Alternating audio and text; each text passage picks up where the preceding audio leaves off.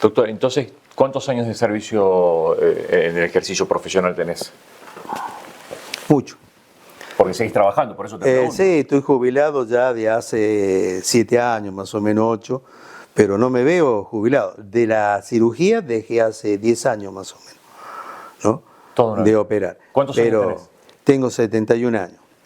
Toda una vida. Entonces, sí, y bueno, ahora, ¿qué hago? Hago clínica médica, porque, Sí. o sea, siempre hice clínica médica aparte de cirugía. Sí. Si yo hubiera hecho siempre cirugía, todavía tendría que seguir operando si quiero hacer. Pero la cirugía, tengo problema de columna. O sea, uno de los problemas que tuve, que me decían que no operara tanto, era porque operaba muy mucho. O sea, yo te hacía el guardia en el hospital, por ejemplo. Porque primero hice guardia, después ya me pasaron cuando empezaron a operar ahora, pero hacía guardia en el hospital. Salía de la guardia, a veces mal dormido, iba a la clínica, atendía. Iba, comía algo, un platito de sopa, 2 bocaditos, me volvía a la clínica y entraba a operar en anestesista, 2:30, 3 de la tarde, y a veces terminamos a las 8, a veces a las 10, a veces a las 5 de la mañana. A veces habíamos operado 2 o 3 y caía una apendicitis aguda, una hernia estrangulada, y bueno, y ahí Abel nos hacía los análisis para ver si era o no era, y clínica más análisis adentro. Y se hacía, lo llamamos a Gordillo. Gordillo trabaja en el regional, nos venía a operar, ese venía tan cansado que una vez se subió en Santiago y se pasó de largo. Se fue a Tucumán y de Tucumán pegó la vuelta y ni se despertó cuando veía volviendo de Tucumán. Y nosotros esperándolo 2 horas ahí con el paciente, todo esperándolo porque bueno, no había celular. Claro. Así que era toda una experiencia, toda una experiencia. ¿Formaste tu familia acá?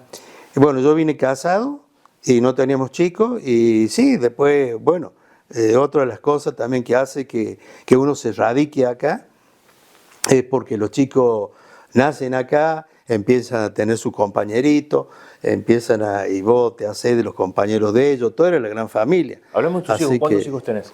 3. ¿No los nombres? Juan Pablo, que está en Tucumán, es cardiólogo. El mayor.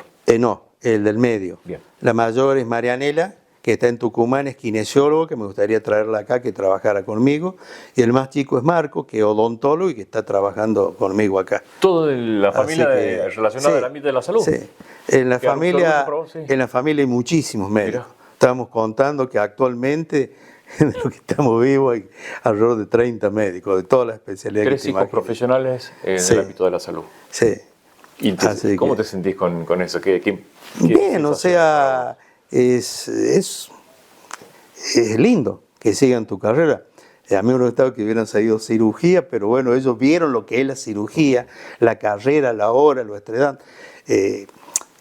Operaba muy mucho. ¿Por qué? Porque no había quien opere a la gente. Viene un apendicitis, una hernia aguda, no da más, y le salía la fuerza y se hacía. El fin de semana iba a ver un enfermo, llegaba una hernia estrangulada y terminó en el quirófano. Claro. Y se había invitado a comer acá, ¿qué pasaba? Terminaban haciendo el asado ellos, y que yo llegaba a veces para el postre. Y bueno, era así. Cuando los chicos se recibían en la fiestita en el colegio, todo. Yo estaba ahí, a veces tenía la filmadora, me gustaba filmarlo. Y me tenía que agarrar, venir y terminaba en el quirófano operando. Sí. Y mi señora se venía con algún amigo, alguien conocido que los traía acá. Eso pasó no una vez, un montón de veces, y a veces me reclamaban cómo no ha estado cuando nos recibimos, cómo no ha estado con esto, pero pasaba. Eso se llama vocación de servicio. Sí, o sea, yo lo tomé como un sacerdocio en la medicina. Y bueno, tuve que aprender a decir no, y fue duro, porque cuando atendés así, es mucha gente, mucha cantidad de gente. Entonces vos tenés que aprender a decir no, porque no podés atenderlo a todo. No podés, entonces fue duro. Y tener que buscar quién sí y quién no. ¿Te das cuenta? Recuerdo la entrevista que hicimos con el doctor Racín, que dijo, él decía los números de pacientes que atendía por día, porque era muy cuidadoso ya a esta altura del partido, precisamente por lo que me estás diciendo, ¿no? Ya hay que aprender a decir que no, porque es un desgaste que... Bueno, yo estoy haciendo PAMI fundamentalmente. Bien. Y yo lo otro social, atendía mañana y tarde. Sí. Para que tengan una idea, cuando yo vine acá a Termas, me decían que el doctor Olmedo atendía 60 a 70 pacientes por día. Muchísimo. Entonces yo dije, está loco, allá, ¿quién atiende 60, 70? Contado con los dedos, contienda 20, 30, ya hay un montón, 40, una excepción. Claro. Y dije, tan loco. Llegué acá y el doctor Olmedo, un día atendió uno, otro día atendió 3. Dije, ¿a dónde me vienen a meter? Me han hecho un verso esto. Son mentiras. Y es justo en el mes de mayo que se hace como un bajón. En esa época se hacía un bajón terrible, ¿no? Y después de la semana entraron a caer gente y cayó. Y bueno, yo terminaba atendiendo una barbaridad de gente. Yo en el hospital cuando hacía que operaba, se veía más o menos 15, 20 pacientes a la mañana, por supuesto, súper ligero, apurado, corrida. Y después había a veces días que hacía cirugías también, no todos los días en el hospital. Y en el consultorio eran otros 20 pacientes a la mañana y eran los 15 a 20 a la tarde. A veces sí, a veces no. Estaba tan mareado que salía cuando operaba en el Sanatorio Argentino, una anécdota. Bueno, yo atendía el consultorio. Salía del consultorio, pasaba por el Sanatorio Argentino, miraba, porque cuando estaba en los otros sanatorios los controlaba ahí, sí, porque estaban ahí internados, pero cuando estaba en el Argentino tenía el consultorio afuera, entonces iba, miraba que estuviera todo bien, me iba a mi casa, comía y volvía. O sea, en una hora, ¿qué comía? Un platito de sopa, ¿qué iba a comer? Y cuando volvía ya estaba el anestesista Gordillo, porque si lo perdíamos el primer horario Gordillo, después lo agarraban otros cirujanos en otra clínica y ¿sabe qué? Tenía que esperar 3, 4 horas o 5 horas para que venga, entonces yo tenía siempre el primer turno. Y resulta que a veces eran 2 cirugías, 3, 1, o a veces una cirugía muy difícil, entonces salía mareado. Claro. Para colmo, yo no soy de los que terminaba de operar y me iba, yo quería que el paciente estuviera despierto, estar ahí, yo agarrándole la mano, porque eso es fundamental, hablando con el paciente hasta que se anestesia, que a veces no me lo hacía y me reenojaba, y después cuando se despierta trataba de estar el paciente que veía que estuviera bien recuperado, recién me iba. Yeah. ¿No? Quedarme dormido todo, pero yo lo veía que ya estaba recuperado. Sí. Entonces, salía de ahí, salía mareado, y los chicos que tenían taxi ahí, que estaban esperando, hacían apuestas para qué lado iba a apuntar yo, porque si el auto lo dejaba en distintos lados. Entonces yo salía y ellos se mataban, me dicen, yo salía para un lado y me decía, el auto está del otro lado, doctor. Te gané, decían ellos. Muchos años. Bueno, años, un montón de anécdotas. Y ahí me iba a la clínica, a veces venía, tomamos un cafecito, un tecito, y seguía allá, seguía atendiendo. Así que mucho. Qué compañera Cristina, ¿no? Sí, bueno, fue dura. Sí, fue dura, digo, sí, aguantar todo, sí, muy duro, sí. Y bueno, que tus hijos han seguido, bueno, ahí está Cristina, que la estamos saludando. Sí, Cristina, sí. Y ahora estoy haciendo PAMI, por ejemplo, a la mañana. Y consultorio. Claro, pero por ejemplo nos han puesto un padrón de casi 1000 afiliados. Entonces, claro, yo trato de anotar 10, que nunca son 10 de turno, pero después siempre por H por B, a la fuerza, vos eliges quién, porque vos sabés qué patología tiene uno, tiene otro, y no, a ese hay que verlo, entonces ahí hay otros 5 más que vas viendo. Sí. Y bueno, después tenés que poner algunas de otras mutuales, porque si no te paga el PAMI, de algo tenés que vivir también, ¿no? La jubilación te avisa que tengo la mínima, porque así es, mínima, incluso menos de la mínima, porque como sigo trabajando me siguen descontando. Bueno, el doctor Albert Racine también nos dijo sí, lo mismo, ¿no? Sí, y bueno, pero lo que hago porque soy feliz, no me veo seguro sin ir al consultorio. Yo la gente que, imagínate, ¿cuánto he operado? Una barbaridad. Entonces, vienen cosas que te dan satisfacción. Un día llega una señora y me dice, doctor, lo quiero conocer a usted. ¿Por qué? Porque usted me trajo al mundo, usted le hizo la cesárea a mi mamá. Bueno, anécdota así. Otro día cayó otro señor, me da la mano. Y le doy la mano, y me sigue dando la mano, y me abre la mano, y me hace con la mano. ¿Qué pasa? Dice, ¿no se acuerda de mí? Míreme la mano. Miro la mano, tenía un montón de cicatrices. Resulta que en Vinara había una panadería que 2x3 ocupaban chicos de 14 y 16 años, le tragaba la mano la sobadora y les reventaba todos los dedos. Pues yo me tomaba el trabajo y le hacía todo. Y después no había kinesioterapia, no había quien los rehabilita. Entonces yo le daba cómo tenían que hacer y todo lo demás. Y bueno, ese chico ya era un señor rehabilitado totalmente. ¿Qué hiciste? Lo que usted me dijo. Dice, hice todo así y me recuperé. Y bueno, 2, 3 reventaron la mano con la sobadora. Decidiste vivir en una ciudad turística. ¿Tu relación con pacientes turistas cuál fue? Me imagino que también te vienen... Claro, cuando llegué el primer año, que no me conocía nadie, estaba el enfermero Amaya y él andaba por los hoteles. Entonces él me fue y me dice, mire doctor, usted que está recién llegado, seguramente no tiene paciente, gente. Si usted no se ofende, yo lo llamo para que vaya a ver gente al hotel este año, hasta que el año que viene usted ya tiene gente, está bien. Así que yo lo llamo, le aviso cuando hay un engripado, así que él me llamaba por teléfono en tal hotel, en tal pieza, vaya, que así que iba y atendía particular, no me venía al pelo porque no tenía casi entrada. Y hice la temporada el primer año. Ya el segundo año, porque como dijo él, ya tenía mi consultorio, todo no lo seguí. O sea que yo he trabajado en los hoteles, sí, pero poco. ¿Por qué? Porque tenía el consultorio lleno. Claro. Entonces, ir a un hotel entre que vas, te trasladás, hablar con la gente. La atención tiene que ser tranquila, amena, sencilla, lo más que se pueda. Sí. Por eso también en el consultorio trato de hacerlo dentro de todo lo mejor que puedo. Y en los hoteles igual. Entonces se perdía 1 hora, 45 minutos, 1 hora mínima. Entonces tenía el consultorio lleno, no podía hacer eso, ¿te das cuenta? Así todo, bueno, ha habido a veces amigos que han tenido hotel y me han llamado, mirá, por favor, vení a verme. Trataba que fuera del horario del consultorio. Entiendo. Además de una eminencia en la cirugía y en el servicio profesional de la medicina, ya incursionaste en otras facetas, que es la escritura y la fotografía también, porque he visto muchas imágenes que me has compartido de estos atardeceres, porque te enamoraste de Terma, ¿no? Sí, llegaste a Terma y empezaste a decir, bueno, esta ciudad tiene algo que me atrapa y decidiste radicarte acá. Sí, sí, por la supuesto. Escritura, por un lado, la que gente, acá tenemos, todo, sí. Acá tenemos, vamos a mostrarle, son 3 libros que escribiste. Sí. Achiras, que es de la historia de tu pueblo. De mi pueblo, Achira, historia de mi pueblo. Historia familiar, la historia de la familia. Y es vivencia universitaria, que la vivencia en la universidad.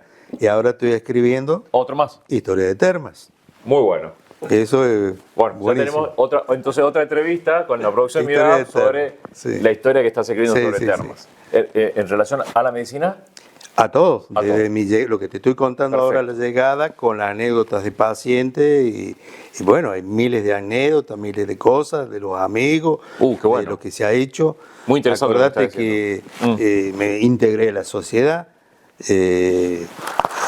a pesar del poco tiempo que tenía, fui socio fundador del Rotary Club y cuando se hizo la sociedad italiana, vine de Italia y vine con la chispa de los italianos y acá en Terma no había sociedad italiana, entonces agarré, saqué todos los apellidos italianos y los convoqué, hicimos una reunión y vinieron bastante gente, más de lo que yo creía, hicimos la sociedad italiana. Y después creamos la sociedad italiana, que bueno, yo no la podía atender, así que creamos toda la sociedad italiana, nos pusimos en contacto. Entre varios de nosotros le escribíamos, yo era de Abruzzo, yo le escribía de Abruzzo. Hubo así otros de otras regiones y cada uno escribía de su provincia, de su región. Y nos mandaron a casi todo, nos mandaron casé, nos mandaron literatura, cosas que quedó ahí en la sociedad italiana que habíamos hecho. Logramos traer que dieran clases de italiano acá, que pagaba los italianos, la embajada italiana pagaba. Mira. El consulado italiano pagaba las clases de italiano que se editaron acá. En Termas muchos años, Termas, ¿no? Sí. Y un par de años. Eso había quedado la Liliana Zucó, primero que lo pusimos ella como presidente, porque yo no tenía tiempo, entonces ella era la presidenta. Y bueno, eso fue todo cosas que fue haciendo. La Cristina, hacían deporte, o sea, los chicos. La Cristina fue la precursora del hockey sobre patín, que tuvo un éxito terrible mientras tuvieron los chicos nuestros. Ella fue la creadora y fue la que los viajaron por todo, se federaron, todo lo demás, ¿no? un montón de chicos. Ahí está la foto de los chicos, de cuando eran chicos, del hockey sobre patín. Y mi hija hizo hockey sobre patín, Marianela. Sí. Después fue a estudiar a Tucumán, no había ya hockey sobre patín. Ellos estaban federados, o sea, integraban a Federación Argentina, iban por el país, viajaban.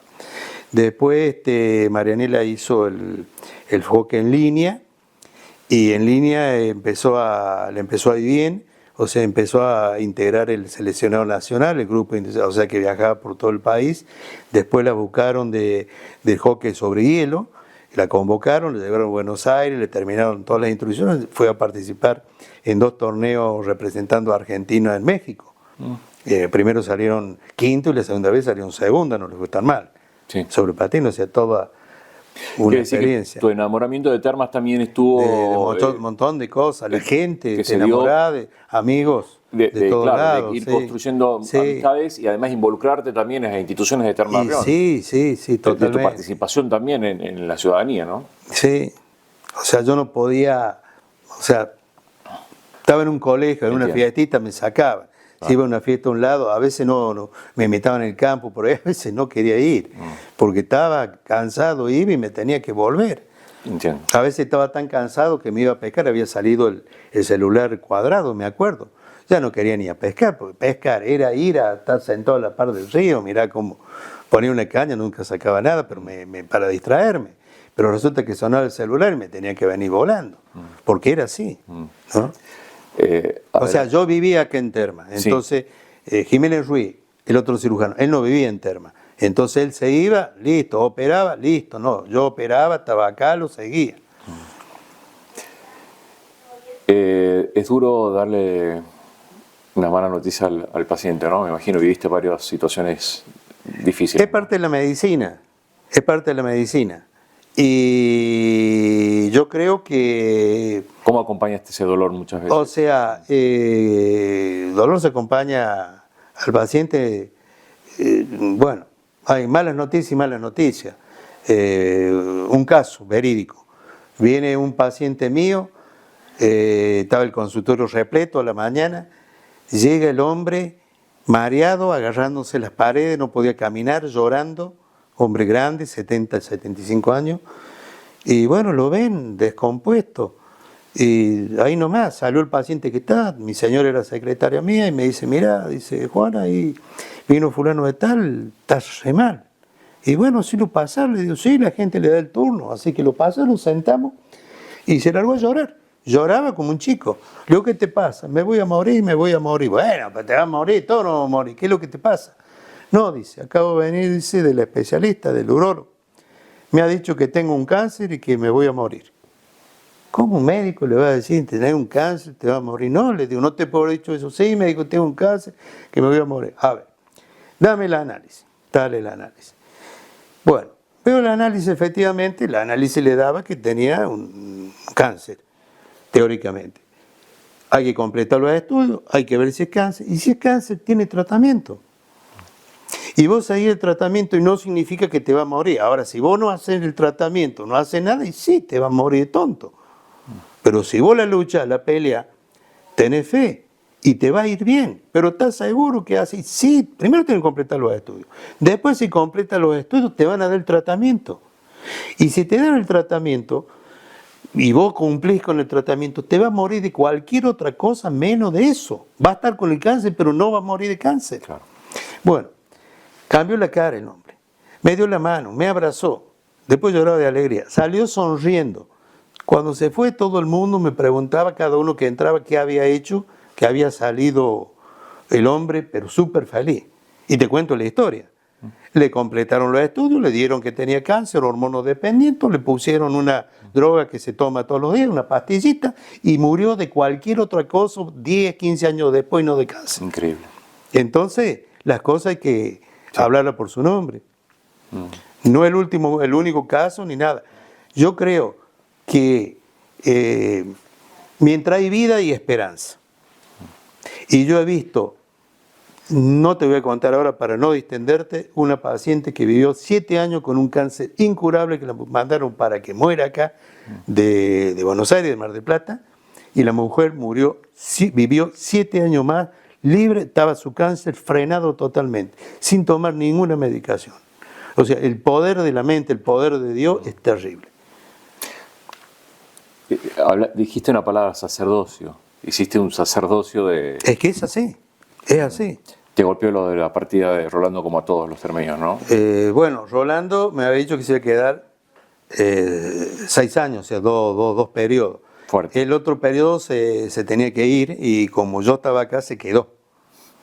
Y bueno, Rolando, todos sabíamos que tenía un puesto muy alto en Roma, ya estaba prácticamente elegido, le faltaba elegirlo oficialmente, vos si estuviste cerca de él sabrás, y iba a ser, yo creo que en Roma iba a ser muchas cosas. Bueno, lamentablemente pasó eso y bueno, ¿qué te puedo decir? Te imaginas, él para mí siempre era un hermano. Yo cuando lo vi vestido de sacerdote la primera vez, que fue un fin de año, y entré a la iglesia y él estaba diciendo la misa, yo me reía, no lo podía ver, era como ver a mi íntimo amigo que nunca lo había vestido, verlo de sacerdote. Totalmente. Sí, con él hablamos de muchísimas cosas, lo que menos hablamos quizá era de religión, ¿no? Después sí, hablamos también de religión, pero hablamos de muchos, éramos muy amigos, nos confiamos muchas cosas. Lo del albergue, el albergue él tuvo una participación, cuando él le dona el albergue, que le da a la señora, le va y le dice que le va a donar el albergue, él se fue al consultorio a contarme de lo que le había dicho la señora. Una alegría terrible, Claro, esa es la amistad que teníamos. Y después el albergue, el primer año, hicimos en el albergue, ¿te acordás? Damos de comer a los chicos, le enseñamos a lavarse los dientes, le enseñamos, en fin, algo en el colegio, habíamos conseguido útiles, hasta que llegó la época del albergue. Y cuando comenzó la época del albergue, me acuerdo que no había lo que había para darle comida a los chicos, alcanzaba para 15, 20 días, no había. Sí. Y Rolando tenía una palabra que la tuvo siempre.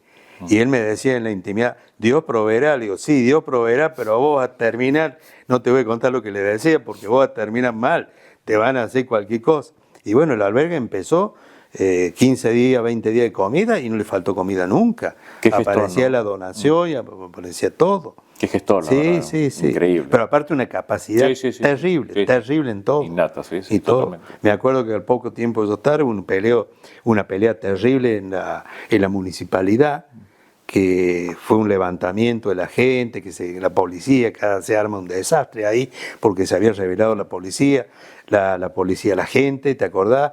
Y apareció él, se puso al frente la gente y solucionó todo en María dos. Paula Rojas nos había comentado Sí, eso en una solucionó anécdota, todo. Yo no estaba Sí, en sí, ese sí. porque yo estaba trabajando, operando. Sí, con la producción de Mirada hicimos un especial de Rolando Nadal. Cuando vine estaba nos tan contó eso, junto yo con los sacerdotes, porque vivía con ellos, que durante mucho tiempo mucha gente iba al consultorio y en vez de decirme doctor me decía padre. Mucho Literal, tiempo. sacerdocio entonces. Porque Qué claro, bien. me habían visto tanto en la iglesia y me decían padre. Adelantame algo del libro que estás ahí escribiendo. ¿De Historia de Chira? De acá, de Termas. Terma. Bueno, Historia de Terma, en parte lo que te conté, la llegada, Sí. que le hemos contado. Te imaginas que todo lo que, tanta gente que conocí, tantos casos, tantas experiencias, tantas anécdotas, por supuesto he ido eligiendo, tratando de clasificar, elegir. Por año, no por soy etapa. súper bueno para escribir. O sea, yo escribía porque me gustaba escribir. Y un día me encontró un escritor que tiene varios libros. Y él me dice, escribir se trata de eso. Escribir que a uno le gusta, no importa si le gusta a los demás. Y él fue quien hizo que yo publicara los libros, porque si no tampoco los publicaba, ¿no? Y después la fotografía.